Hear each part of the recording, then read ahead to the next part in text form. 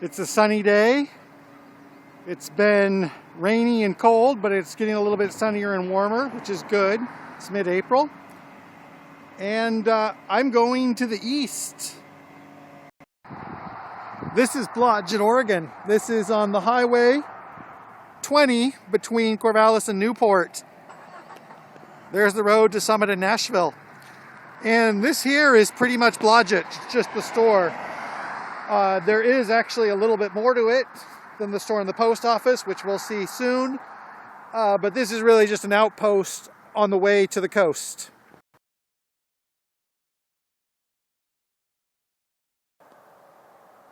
This is some railroad tracks. We will be seeing these road tracks off and on for a while. They go to the coast, but they have a very twisty route following the Marys River here, which, as I often say, the Marys River is everywhere. Here we have the Marys River again, and down there's an old bridge support. There was at one time probably more infrastructure in this area than there is now. Now it's kind of just a highway stop, but at one time it was probably a timber town or a timber area. And I'm going to continue up the road. Because walking along the highway is not fun, here we have a turnoff onto Blodgett Road to Harris Road, which I guess it was 18 months ago we went to the Harris Bridge. We'll be going there again along this road here that goes off to the left. And it should be a pretty quiet road. Although I've been wrong about that before, but let's find out. So just off the road, we have two other facilities of Blodgett. We have the community church and the elementary school. And that's pretty typical. I talked about that in Arley. You come to these remnant towns, I guess you would say, where the industry and the services are gone. Still have a church, a school, a post office. Here we do have a corner store.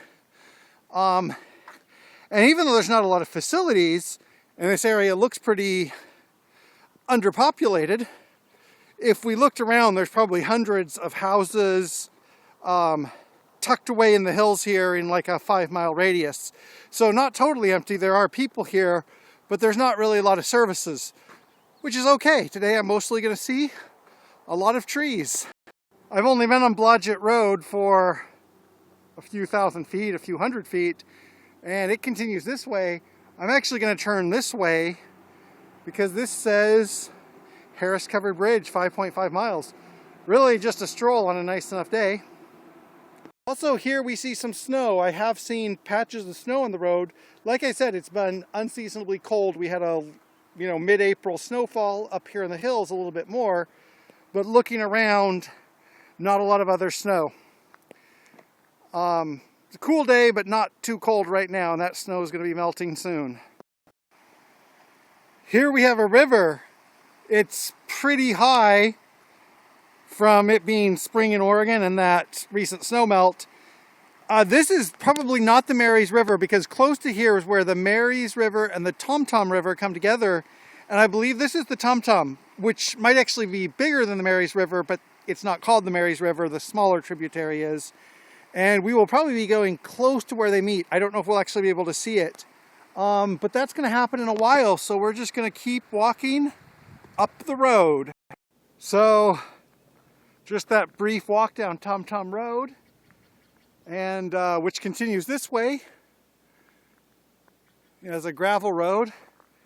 And this apparently is Harris Road, and it is also a gravel road, which actually makes things easier for me. If there are cars, they'll be going slower. So 5 miles down this way to the covered bridge. Normally I wouldn't point out an individual home, but this little castle thing, whatever it is here, is interesting enough that I think it deserves notice. And sometimes when I'm on a walk on a country road, most of which is pretty boring, trailer homes, ranch homes, cyclone fences, I come to something like this and it's like I found Rivendell. Interesting point is that even though transit in general, once you get into rural areas, is not really a thing, even on a little gravel road like this, where I passed 2 houses, school buses go every day. And that's something that's just taken for granted in most of the US, is that no matter where you live, how far down a gravel road you are, you get a school bus. Well, at the same time, there's like 3 buses between Corvallis and Newport a day. Another interesting point about the road that I'm on right now is that there is no Google Street View of where I am. I use Google Street View a lot when I'm planning my trips and just for fun. And usually I have a pretty good idea of what it looks like where I'll be going. Here, I have no idea. I knew the length of the route. I did look at the elevation, that there wasn't too much elevation change. But all of this in front of me and all of this behind me is new to me. And it's interesting that all the technologies we have, they certainly make my life easier.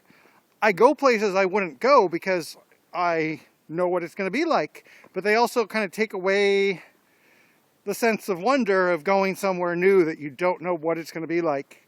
And right now I have that, at least for another few miles. So this road doesn't exist just so people can take walks down it and enjoy the sunny April views. There also is tree harvesting going on here quite extensively.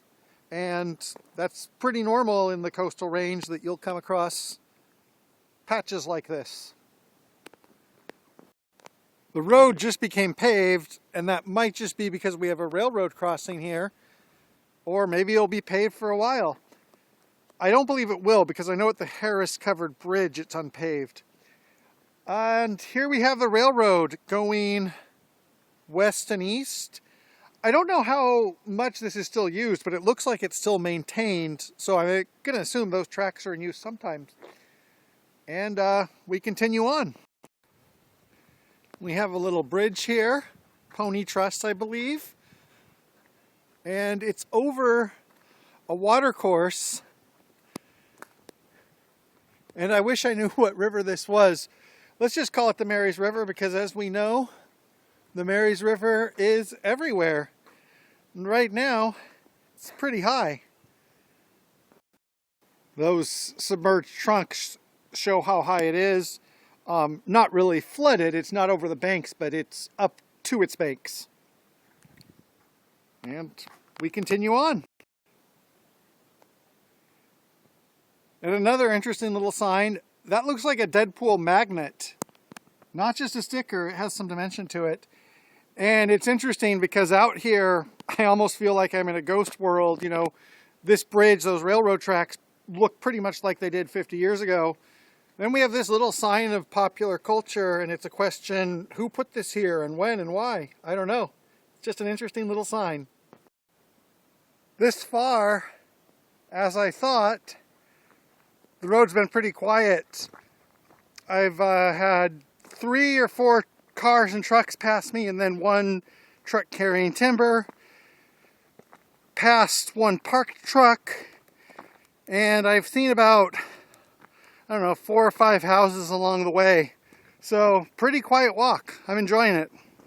So I'm passing a sheep ranch out here. And there's a warning about cougar sightings. There was a couple of signs about that. That's all something to keep in mind. When we're out here, cougars are common here. I'm probably not a big target, especially during the daytime and on an open road like this, but it is something I have in mind as I continue down the road. This might seem unrelated, but I'm thinking of a quote from Jean-Francois Lyotard, French philosopher, that I read the other day. He said that in the modern world, nothing exists but space and time, and in the postmodern world, even that is gone.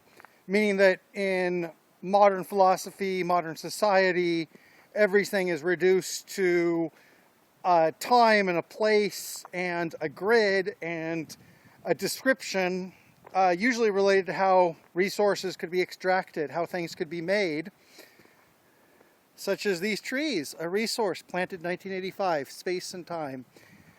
And then in postmodernism, everything is related, is reduced to information that can be rephrased in context, and none of those context is right.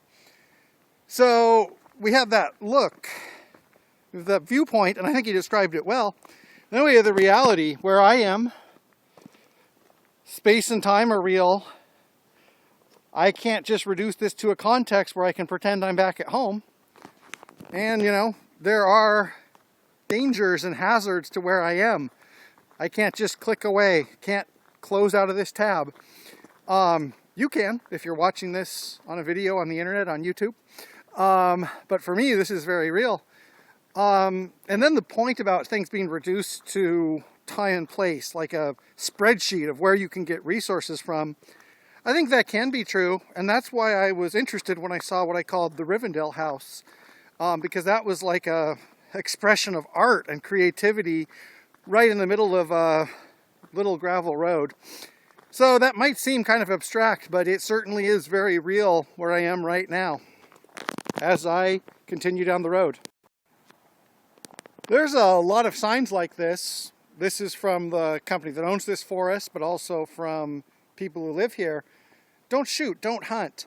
And a lot of times a road like this, people come out here and they kind of treat it like a theme park. You know, hunters, sometimes people just target shooting. It's kind of an escape from the real world. But there's people who live here and they don't always like when people do that because they live here. And they don't like it when people come here and like to shoot their guns when they don't know what it means. I don't really know why there would be fiber optic cable here.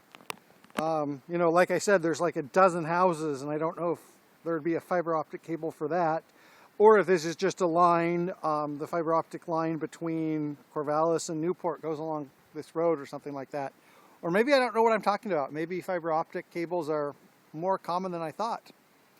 That is one of the mysteries I think about, as I've talked about in past videos, when I'm on little roads like this, is how much, you know, modern high-tech infrastructure is still part of places like this. Well, here's another hint. That looks like a box. I can assume, actually, we're getting close to where there's tourist places.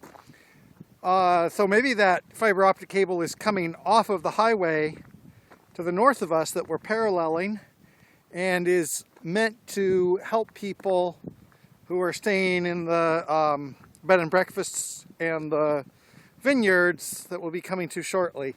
I don't know, I'm just guessing. This is the Marys River. And I think we're pretty close to the covered bridge.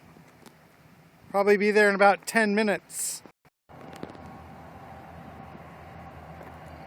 So to answer my question from earlier about the train, looks like it's running today, and that's a pretty big train. There's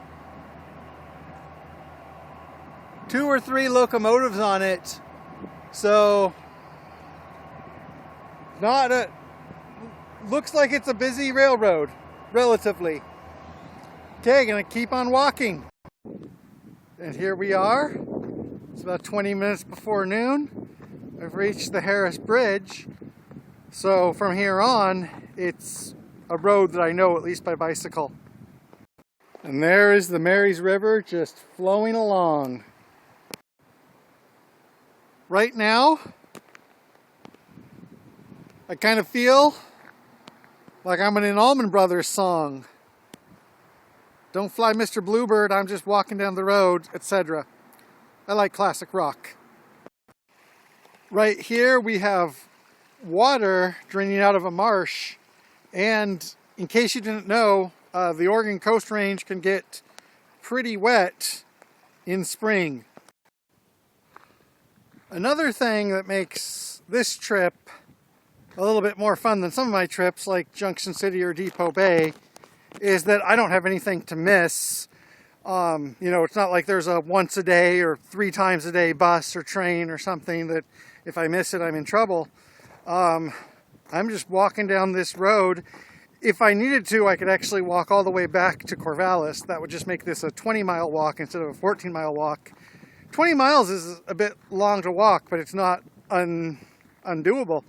And it doesn't really matter what time I get to Philomath.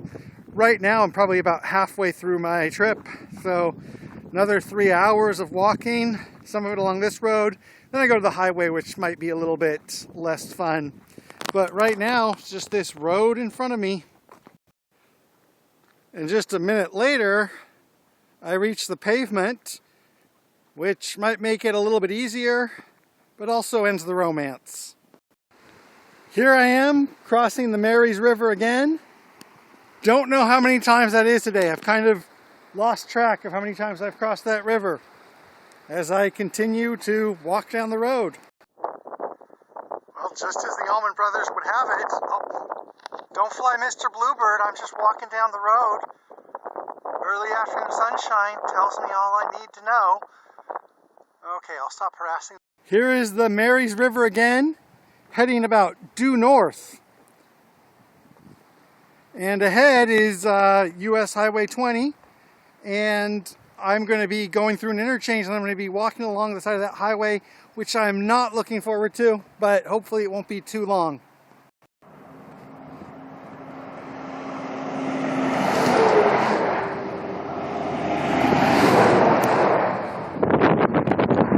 Well, now I'm on the highway. Things are a little bit more difficult and a lot less scenic. So just going to keep on going. I remember going up this hill on a bicycle was excruciating, very difficult. On foot, it's just a little bit hard.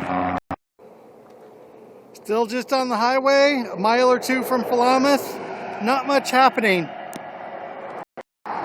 One more time, the Marys River, and this kind of forms the border. I'm in Philomath now, more or less. I mean, there's no hard or soft border.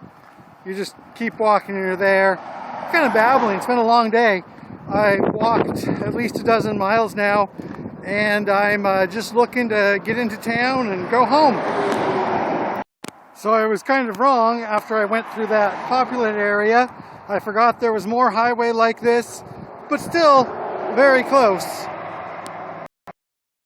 So in the distance, you can, with snow, strangely, we were a lot closer to it earlier today, but we couldn't see it because we were too close. And here I'm just on Main Street in Philomath, waiting for the bus. Kind of funny on the way back, you know, I started in the deep woods, then I went to the country, then I went to kind of the in-between zone and went to the town. And to me, it was all just a smooth transition. And it's also interesting to me that this puts Blodgett into logic. I've walked everywhere between Portland, the short video, and to me it kind of, you know, I don't see urban problems and rural problems. I see them all related because to me, as wild as it seems, you know, there's a connection between Blodgett and Portland because I've walked it all. Anyway, also strangely enough, it's like 3 p.m., you know, on an ordinary, so I'm going to go home and it'll still be not late in the afternoon, but I'll probably be pretty tired. And that's my adventure for today.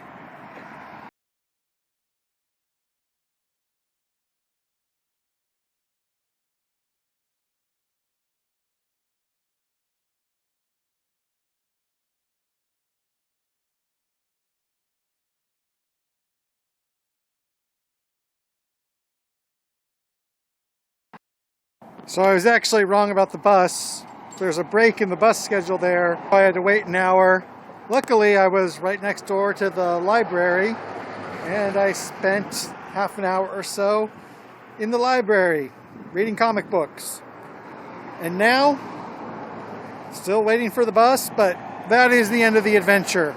Fingers crossed.